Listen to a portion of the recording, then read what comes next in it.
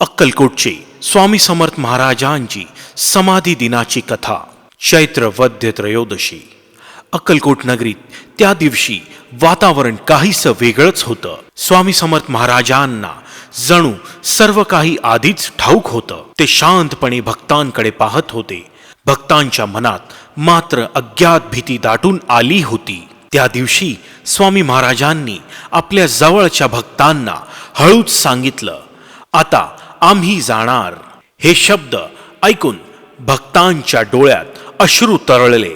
कोणालाच वाटलं नव्हतं की हा क्षण इतक्या लवकर येईल। स्वामी महाराज शांतपणे बसले।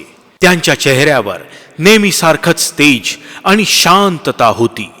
आणि शेवटी स्वामी महाराजांनी भक्तांकडे प्रेमाने पाहत तो अमर संदेश दिला, भिऊ नकोस, मी तुझ्या पाठीशी आहे। हे शब्द जणू प्रत्येक भक्ताच्या हृदयात कायमचे कोरले गेले।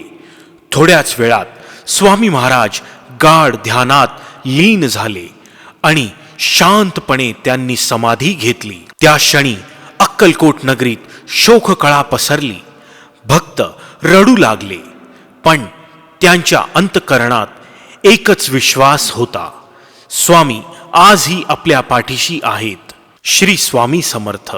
जर तुम्हाला व्हिडिओ आवडला तर लाईक, शेअर, चॅनलला सबस्क्राईब करा।